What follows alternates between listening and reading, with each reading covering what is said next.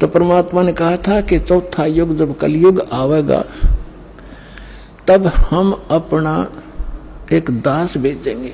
अब वहां काल के सामने परमात्मा ने कहा कि हम अपना दास भेजेंगे।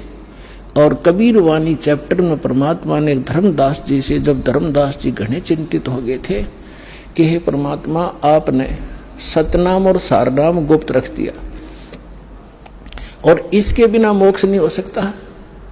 आपने मुझ किंकर के ऊपर दया करी दास पे और 42 वंश भी पीढ़ी बख्श दी, मेरी वंश चलेगा। तो हे परमात्मा, सारनाम और सतनाम बिना पार नहीं हो सकते, तो मेरे बच्चे कैसे पार होंगे? ऐसे कलेजा पकड़ के बैठ गया। परमात्मा ने सोचा भाई ये घना दुखी हो गया। तो परमेश्वर ने कहा कि सुन ले, काल ने क्या कहा था, 12 पंथ करूं मैं साजा, नाम तुम्हारा ले करूं आवाजा। 12 पंथ नाम जो लेगी, हमरे मुख में आन समोही। जाओ जोग जीत संसारा, जीवन माने कहा तुम्हारा। जीव तुम्हारा कहा न माने, हमारी ओढ़ हो बाद बखाने। अब इतना समय नहीं रहा, मैं वो सारे प्रमाण आज नहीं दिखा पाऊंगा आपको कि 12 पंथ कौन कौन से हैं। तो 12 पंथ, 12वां पंथ गरीबदास पंथ बताया है, लिखा कवि सागर में।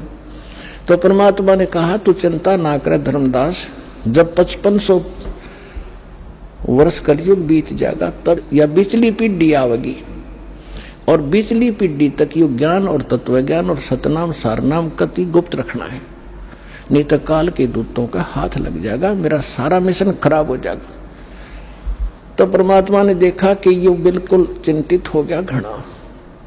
तब परमेश्वर ने कहा, धर्मदास जब साची बताऊं तेरे ते, तब धर्मदास ने कहा कि भगवान आज कितना अच्छा समय है, कलयुग स्टार्ट है सन 1398 में और 1512 तक है, और आज भी लोग ना मानते और आप कह रहे हो अगर भयंकर कलयुग पैदा कर देगा, काल ऐसा जुल्म कर देगा, हाहाकार मच जाएगी, इंसान कृतघ्नी हो जाएंगे, तो उस समय कैसे पार होंगे? आज तो आप भी विद्वान हैं और फिर भी ना मान रहे ये लोग।